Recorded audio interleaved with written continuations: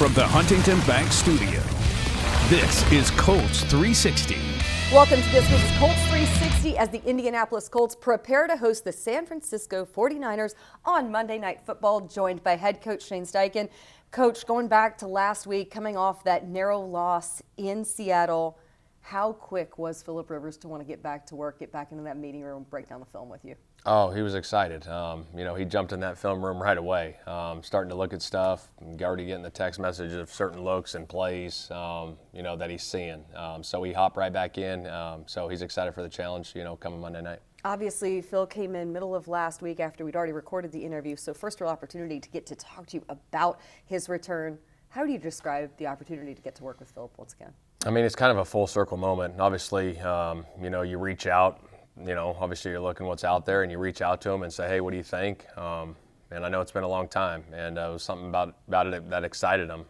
He just said, hey, I got to get up there and throw it around, be in the building, see how I feel. And obviously did a lot of praying on it, a lot of talking, going into the decision. And at the end of the day, you guys heard him say it, but it's kind of like, hey, it's an opportunity, and why not take a shot at it and not say what if I didn't do it. And obviously for him to go out and play the way he did, in a hostile environment with that time off, I thought it was just really incredible and inspiring to a lot of people. Anytime a player returns to the game after an extended layoff, especially one of a 5-year layoff, a period of being in retirement, there are going to be questions and doubters. What answers did Philip Rivers give you with the way he played last Sunday? Well, I think his play kind of showed for himself. Yeah. I mean, obviously there is going to be questions and doubters, and that's the world we live in. And you know what I mean? And he came out with a mindset that I'm going to go out there and give it everything I got, like he's always has, and that's always known how to do it his whole career. And to go out there and manage the game the way he did, to get us out of the right plays, right checks. I thought our O-line did a hell of a job protecting for him. And the game plan going into it was run the football, control the clock. And I thought, we played that almost to a T until the end. Obviously games come down to the fourth quarter, one-score games, and obviously we want to find a way to finish it, though, in the end. You mentioned how inspiring this return has been to so many people. It's obviously what a ton of people across the league, and even those who maybe don't even watch football a ton, have been inspired by, especially the message that Philip delivered Sunday night. That tenacity, the fearlessness that he played with, the ferocity. What has that injected into your locker room since he's been back? It's huge. I mean, the energy in our locker room has been phenomenal. When you sign a guy like that that's had the career that he's had, to come back and say, I want to do it one more time with you guys in this locker room, speaks volumes of, him as a person, his character, and how much he loves the game. And I think it's pretty cool for the young guys in that locker room to see that, hey, he's still doing it and still wants to do it at this age. I think, like I said, it's very inspiring, and the energy is infectious, throughout the locker room. Given another week of being within this offense, obviously there are a number of guys that he's returning to play with, guys like Quentin and Pitt and JT, but the remainder of the guys, what further strides can your offense take leading into this one against the Niners? It'll be huge. I mean, he was here for 3 days, practiced for 3 days, and goes out and plays a football game, and now he's got, a full week to prepare plus an extra day because of the Monday night game. So that'll be huge. The communication will be even better, especially being at home, obviously we got our crowd noise when we're on defense.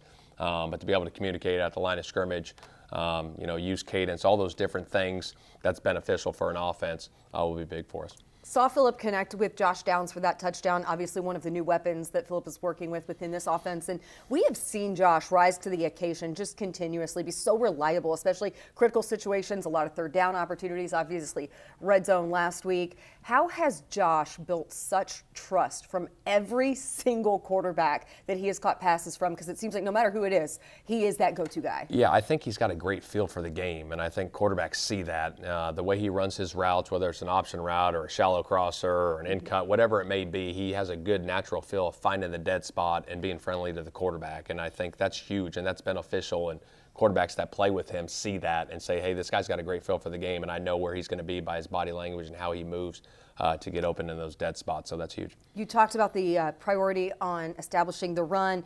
Jonathan Taylor, 87 rushing yards last week on 25 carries, the most individual yards that Seattle defense has allowed all year. Establishing the run, obviously that huge priority we mentioned. How do you create more and more of those opportunities going into this week? Yeah, I think that's always the challenge each and every week, is to try to put those guys in position to go be successful with the scheme and how we do it, and the guys up front blocking for JT, and just really trying to get back to creating those explosives, though. You know, we've been popping some 5, 6, 12-yard runs, but getting back to that, you know, there's that 20-yard run, there's that 30-yard run, there's that 15-yard run, and I think that's when our offense is really humming.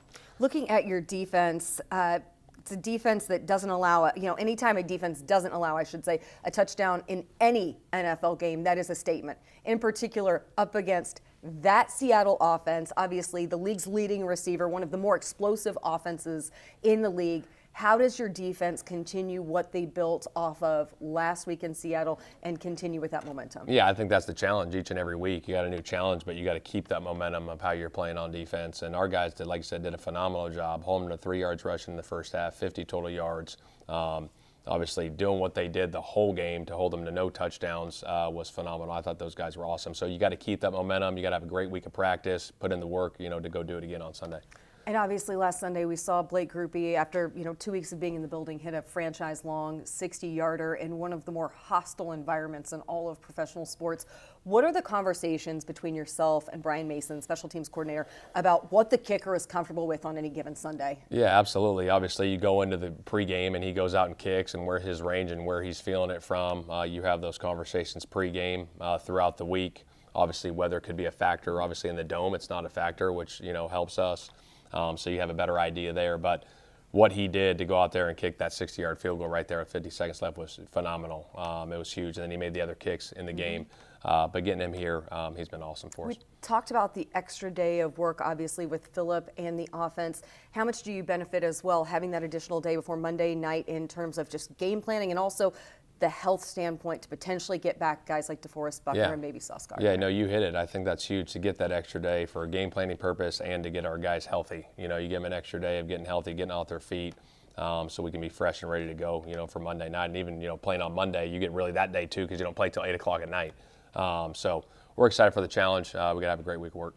That challenge, that excitement, you are front and center. It is Monday Night Football. That is one of the pinnacles that you aspire to, obviously, in this league. What is that opportunity that you have to kind of keep December alive going up against a Niners team with 10 wins? Yeah, absolutely. I think no matter what you play, whether you play it Sunday or Monday night, obviously Monday night's a bigger stage, and we all know that, and that's human nature. But you got to take it 1 week at a time, and all we're focused on right now is the Niners and getting better. Coach, appreciate the time. Looking forward to getting you guys back to Lucas Oil Stadium. All right, thank you. Still ahead, Blake Grupe in studio, fresh off knocking down a franchise-long 60-yard field goal, the reaction to that kick in Seattle, and what he attributes his consistency in just 3 weeks as an Indianapolis Colt. That's next. And, those moments like that are what you live for. We talked about that after the game. So, that's exactly what you want to be in that situation.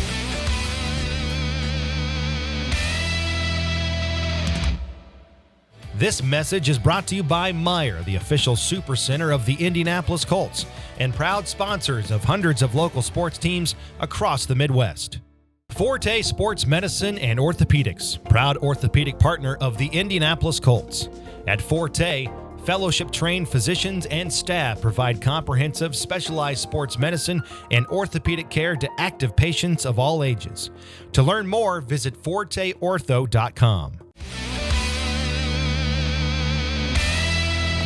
Fresh off a franchise-long 60-yard field goal, the call that you heard, the kick you just saw, Blake Grupe, who has been in the building. This is all of week 3 for you. How do you describe the whirlwind that has been that 3-week stretch for you? Yeah, it's definitely been eventful, but with everybody in the building, that's just kind of been helping me along my way, and it's been I guess definitely been a little crazy these last 3 weeks.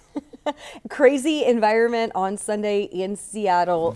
Take me through, first off, pregame, your operation and the confidence that you had in being able to kick from that distance. Yeah, that's a part of the pregame process. Obviously, warming up your body and doing everything like that, but also you have to establish what your yard lines are, what you feel like it's going to take, which way or the other. You got to look at the conditions. We caught it on a good day in Seattle, but also you got to check it out. You got to pick your sight lines. You got to kind of see where the ball's flying. That's part of pregame. That's part of like assessing the situation, and then those moments like that are what you live for. We talked about that after the game. So that's exactly what you want to be in, in that situation. Being in that situation, yeah, we talked about it afterward. How did you maintain your composure with the magnitude of that moment, setting it up for, at that point in time would have been the game winner? Yeah, it's going into the moment, like you can't ignore it. You're not. It's not like you could sit there and just not understand. The magnitude of everything, or what could be on the other side of it. So, but when you're going through everything and kind of working through that whole process, it's all routine based for me, I guess, when it comes to that kind of stuff. So it's just almost like the same exact routine you work through in practice versus that pregame, like we just talked about. You really just take it almost like a step-by-step process, whether it's from like when we get the ball like through the net and then to the sideline and out into the field. It's just, you're worried about that routine and that step-by-step process. You can kind of tune out a little bit of the craziness that comes with that opportunity in that moment, but also like at that place, at Lumen Field in Seattle, and everything about what makes that place good. We actually, just before you got back here, I was talking with Adam Vinatieri. Just so happens that he was here today, and I told him that you were coming back, and he said, "You tell him, great effing kick." I mean, to get that response from a guy who is the greatest of all time. Yeah. I mean, what's that feeling like? That's pretty cool to hear. Got to meet him. I think that was 2 weeks ago. I think it was my first week here, but. Yeah, it's somebody that, as a kicker, you're definitely, one, I grew up watching, two, have a lot of respect for and have watched, his whole career and just everything that he's been able to do. I mean, obviously, like you said, the greatest all time. And so, just hearing that there and it just shows that it's just, how big of a deal that was. But wish we got the win. And so that, put a little bit of rain on the parade there, but yeah, it's a cool moment here, and I'm eager to keep building on to next week. Absolutely. How crazy is it when you think about, the guys who have been in this building, and a guy like Adam Vinatieri who has kicked here and has as many game-winning kicks and all of these, obviously played in a Super Bowl, won multiple Super Bowls within his career, but you own the record for the franchise long. How crazy is that? Yeah, pretty wild. We're kicking a little bit for different balls than they were then, maybe. Yeah.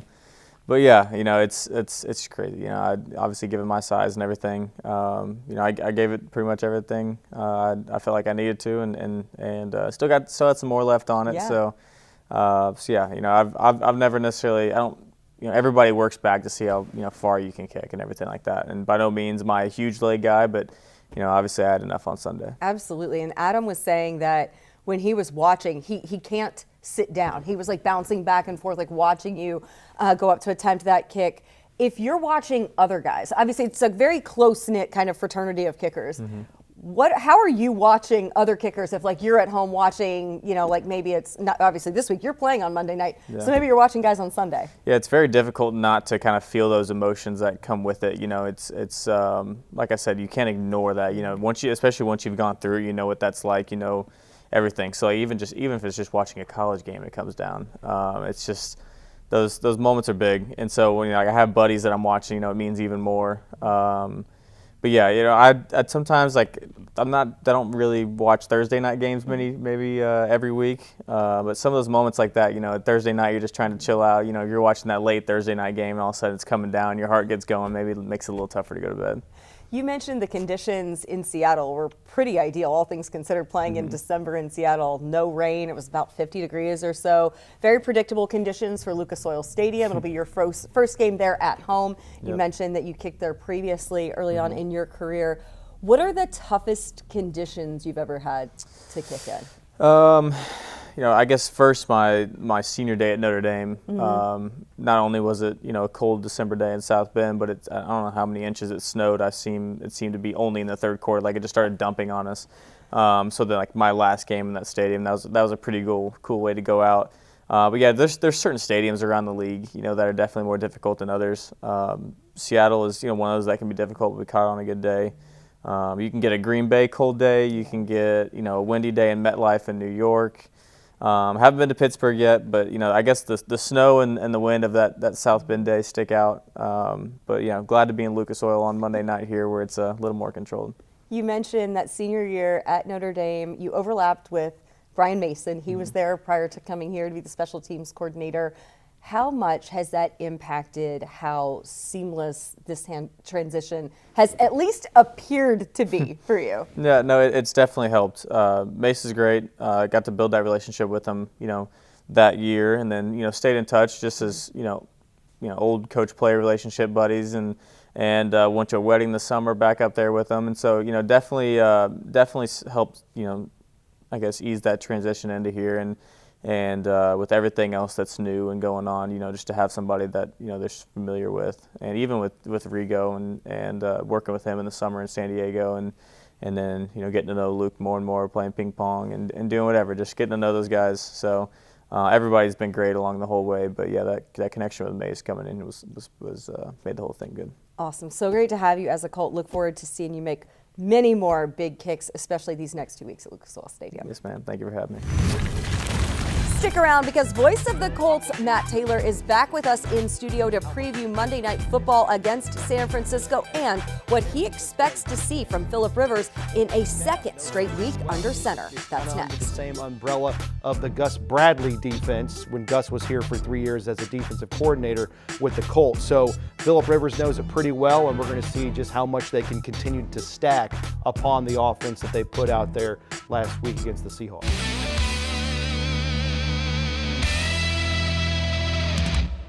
This season, Anthem Blue Cross and Blue Shield is teaming up with the Colts to shine a light on outstanding small businesses.